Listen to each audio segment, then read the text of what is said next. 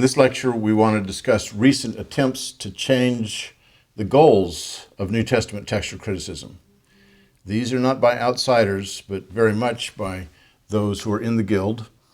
And we'll talk, first of all, about the definition of textual criticism, which until 1993, the definition and the goal were considered to be identical. And this is the goal or the definition of textual criticism for any ancient text.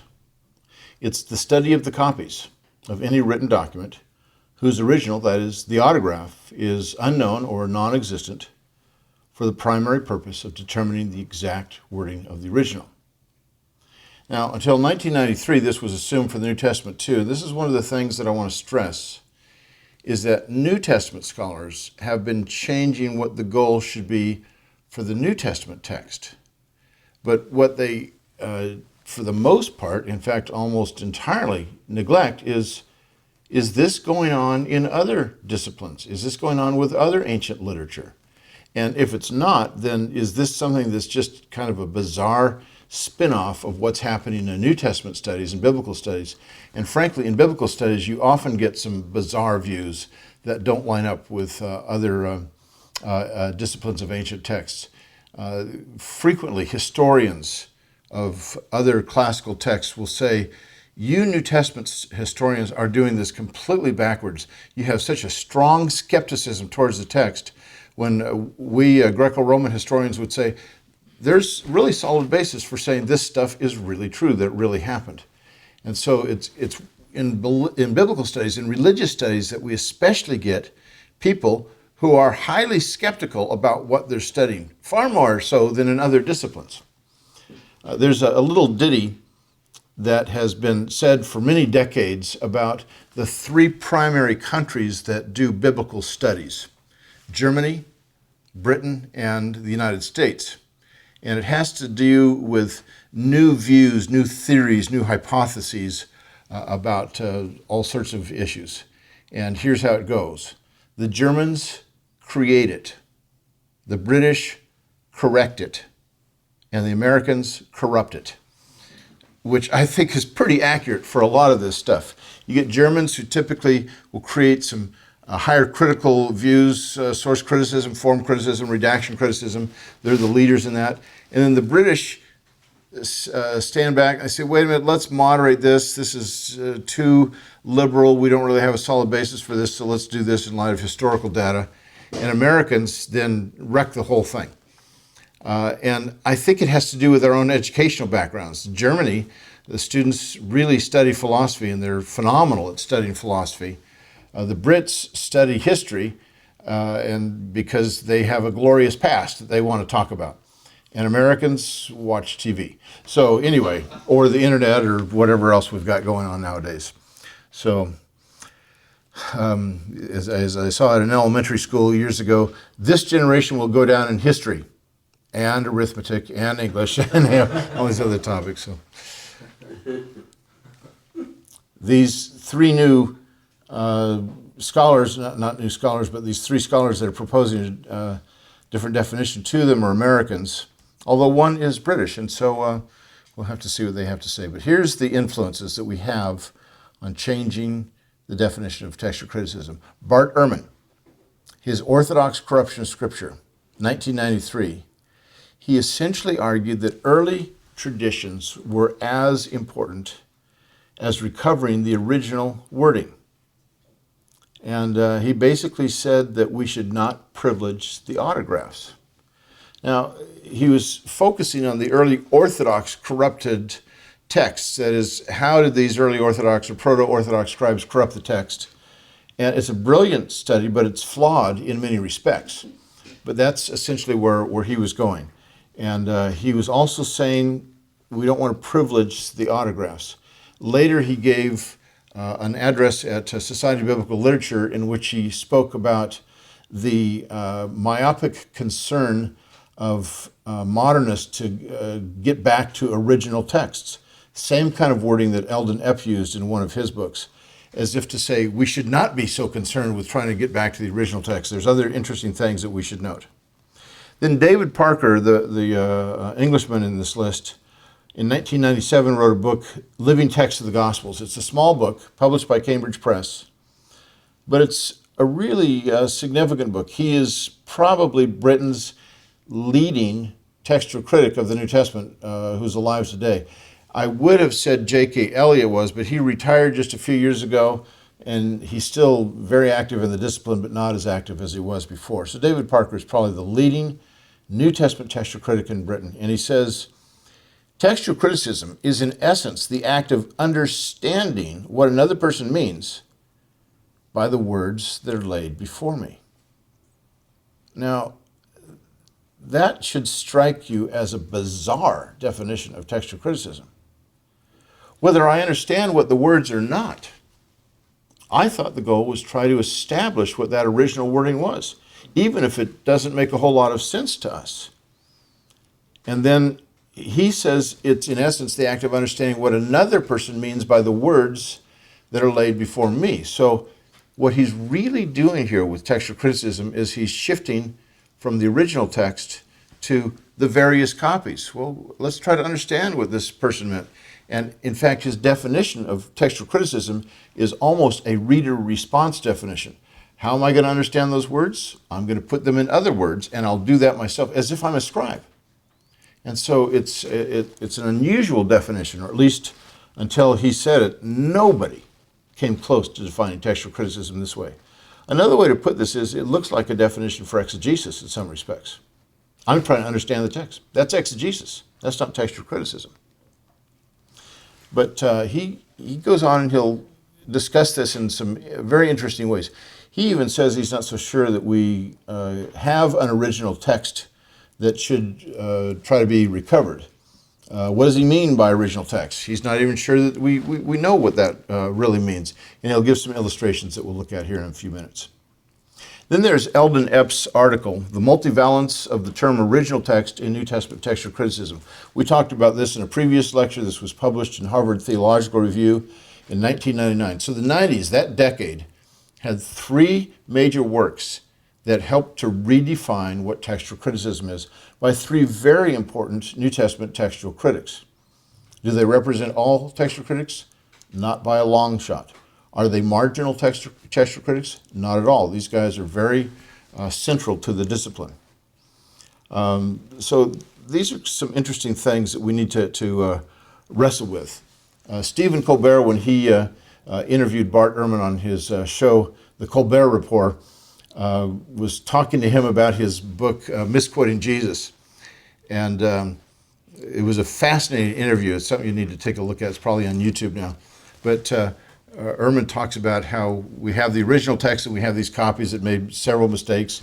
And he was talking about the story of the woman caught in adultery. That's almost always his first illustration that he likes to use.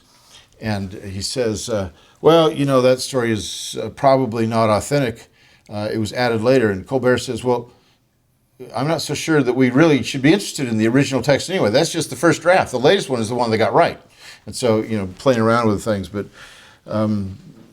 that's interesting ways to think about this. That's almost the way that Parker is thinking about these things. Well, there's two major premises that these fellows are arguing. At times, it's impossible to recover the wording of the original text. And therefore, this should no longer be the goal. It's impossible to do it at times. David Parker especially likes to deal with the passages in the Gospels that Jesus speaks about divorce.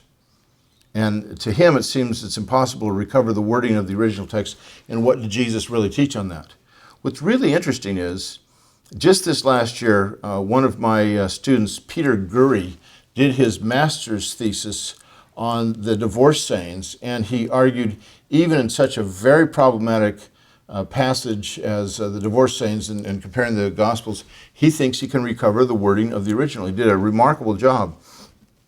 Peter is now working on his doctorate in New Testament textual criticism at Cambridge University. And so sometimes they'll use an extreme example, but even this extreme example, I'd say, I'm not so sure it's impossible to recover the wording. We may not be certain that we've done it, but still the wording is there somewhere among the manuscripts. And the second major premise is that the variants provide a window on church history. And this is an area that has been largely neglected by textual critics. That is definitely true.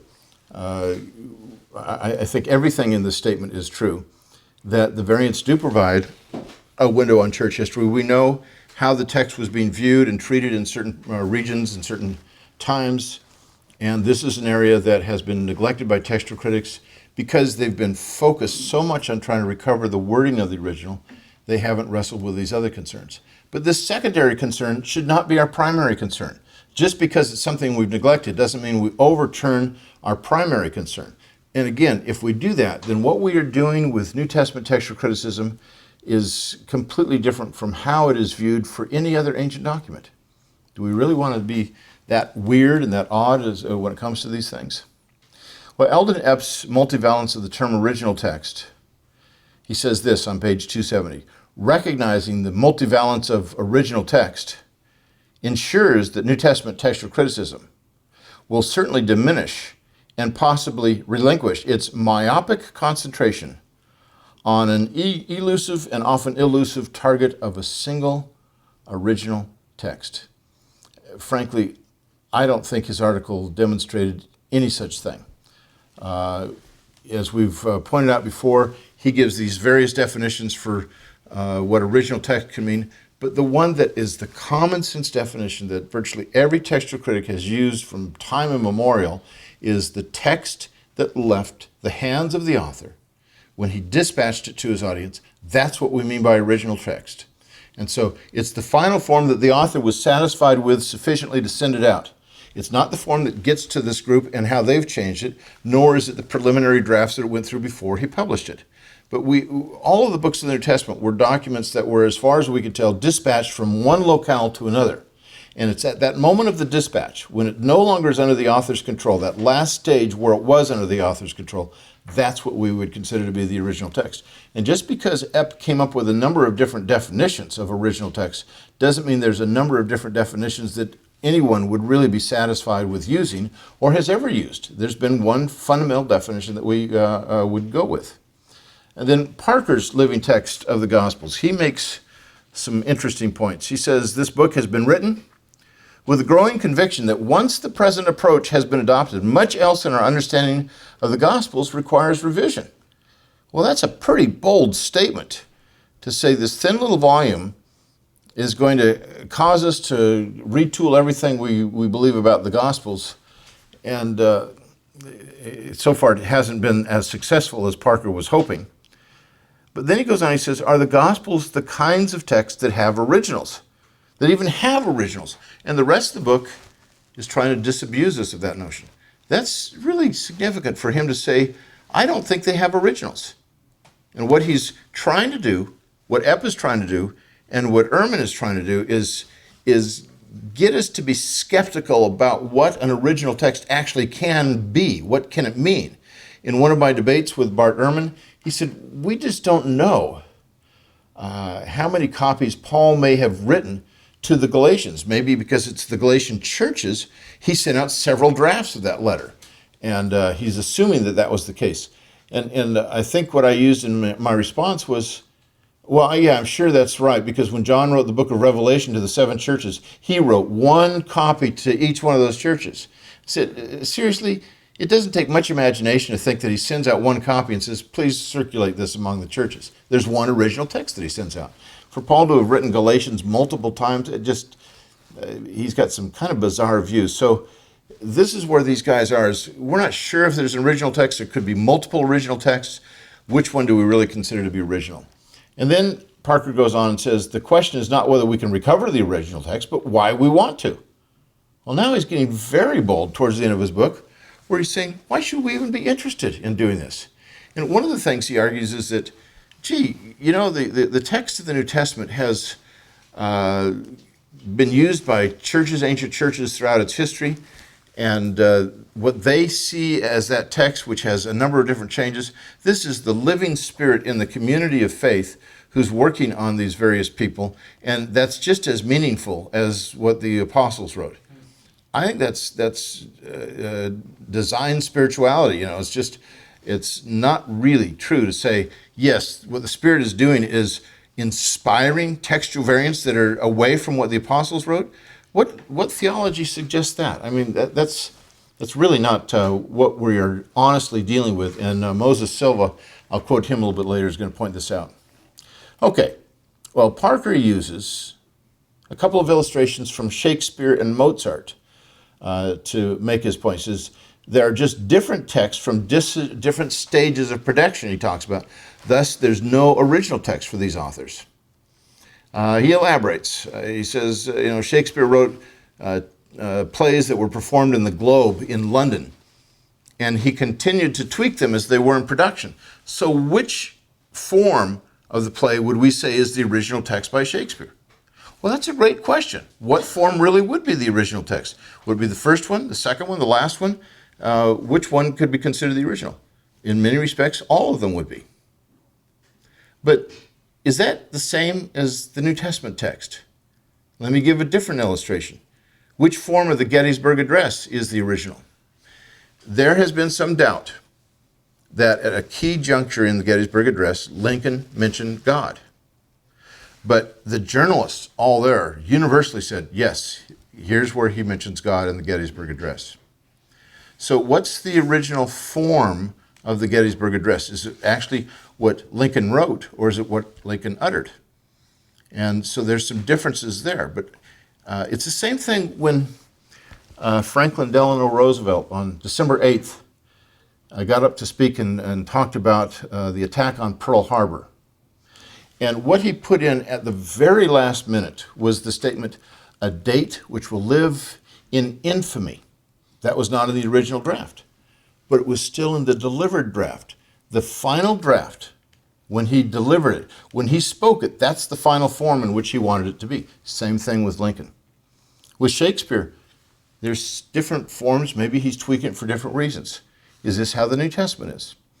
And then he used Mozart. Well, Mozart wrote and he conducted operas in Salzburg, and he continued to tweak them while they had their production run.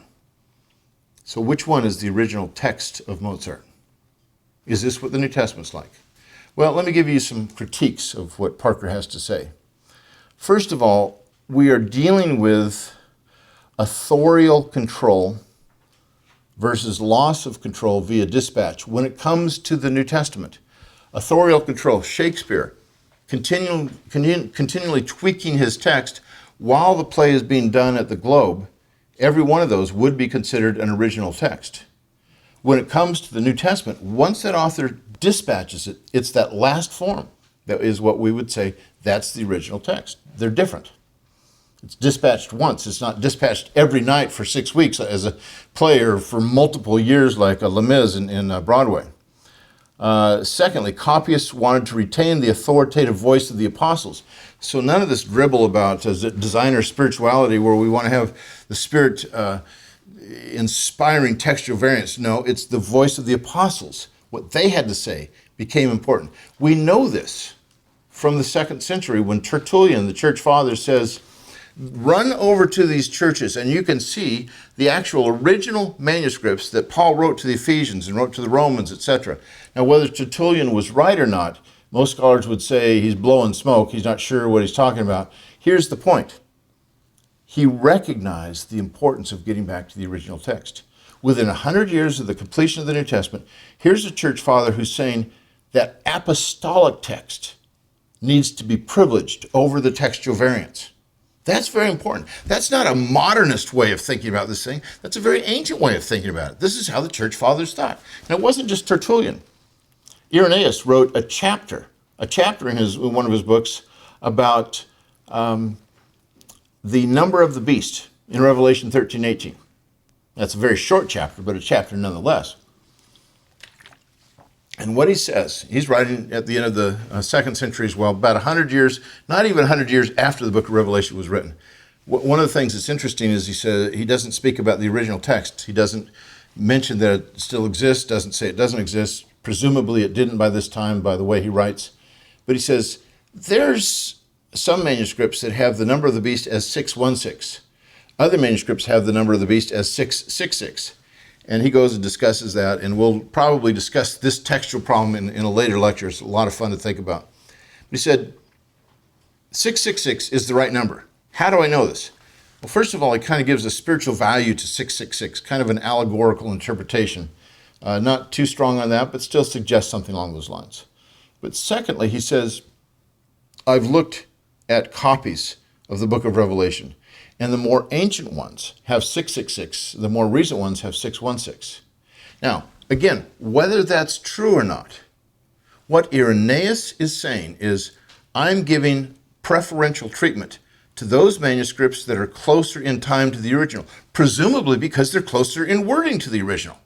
Why else would he talk about the more ancient texts? And here Parker wants to say, no, we don't care about what the earliest text is. We don't care about what the apostles wrote. All we care about is, this is how the Christians used this, and textual criticism is my attempt to understand the words that are laid before me by somebody else. That's poppycock. That's not what textual criticism is. Third, aesthetics versus spiritual authority. When it comes to Mozart and when it comes to Shakespeare, what they're dealing with is aesthetics. Beautiful literature, beautiful plays and operas that fill the soul with incredible emotional responses. But does our life depend on them? What they say, is that something that's going to affect my eternal salvation, my eternal destiny? The words of the New Testament are in a different class than the words of Shakespeare and Mozart. And for many people, they may not be as inspiring, but they are themselves inspired. And so aesthetics is true in the case of Mozart and Shakespeare, but spiritual authority is not. That's true for the New Testament. And consequently, if you want this spiritual authority to appeal to the textual variants that occurred centuries down the line, where's the authority in that? That's not a spiritual authority. So those are three critiques I've got. Let me give you three others briefly. Connection to divine history is what we have when it comes to the New Testament, and thus the autographic text should be sought. And what I'm really trying to say here is this. When we examine the text of the New Testament, we are not doing so on the basis of a theological a priori that says, I have to try to get back to this look of the text and it has to agree with inerrancy or it has to do this or that. We are looking at this historically.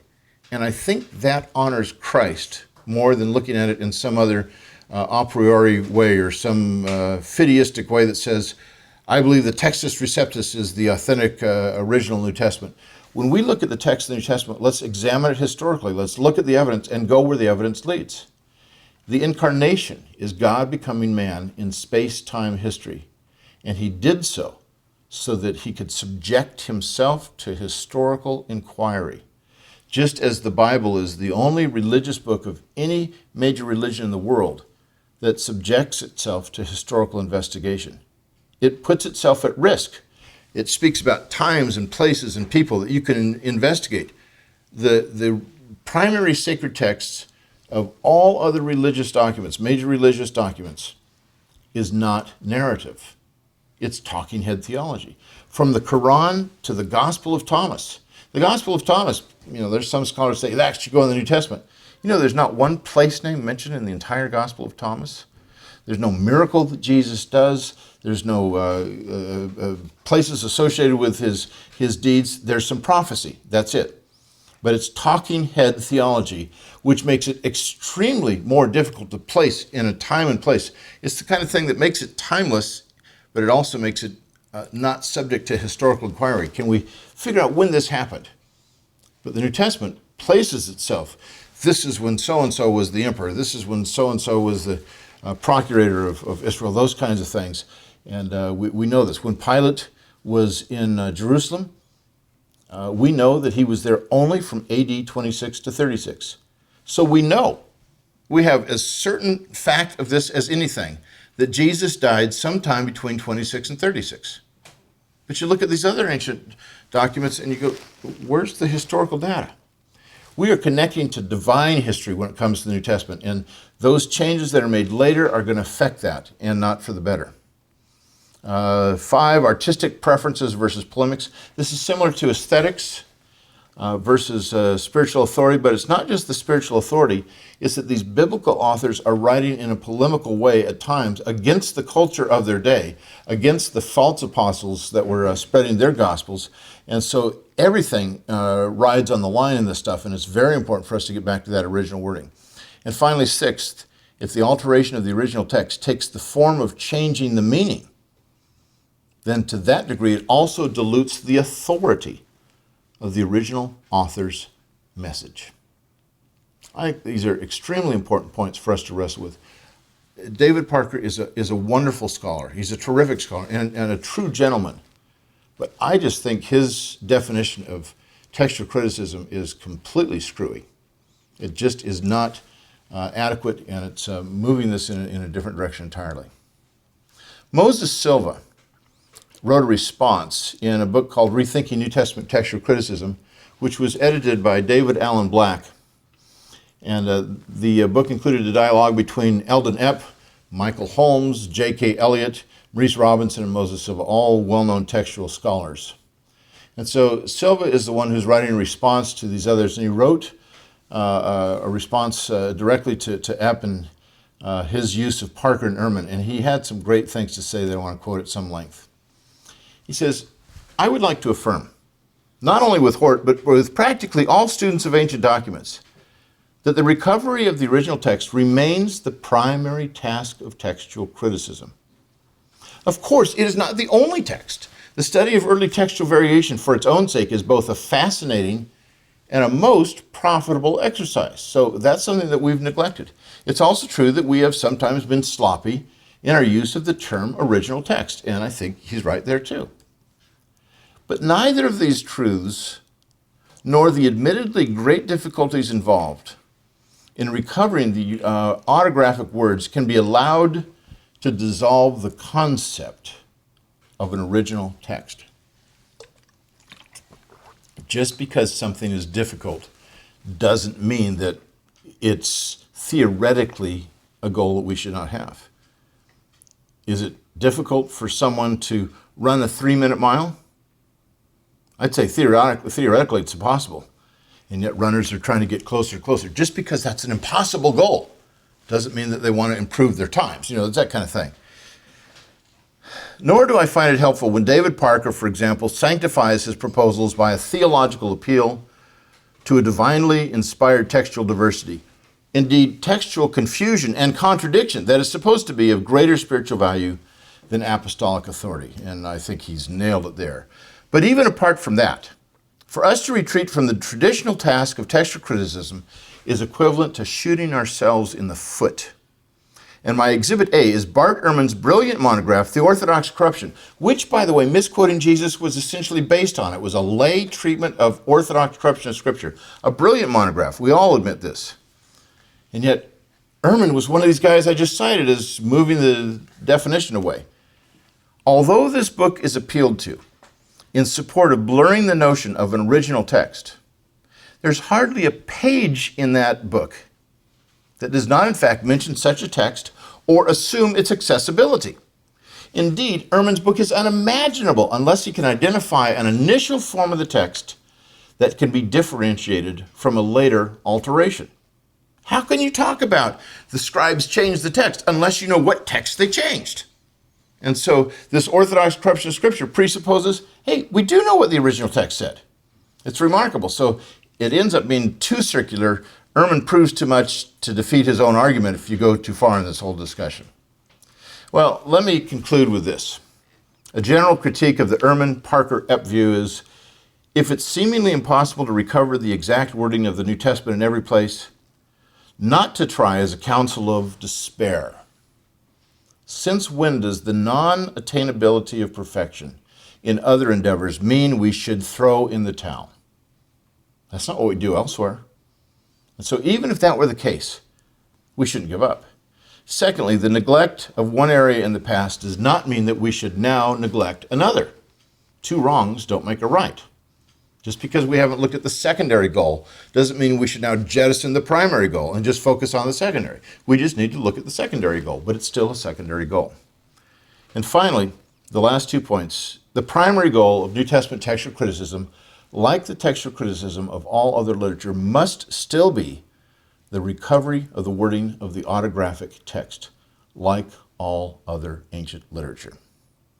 The secondary goal of gaining a window on the ancient church in various times and places must not be neglected, but it must never replace the primary objective.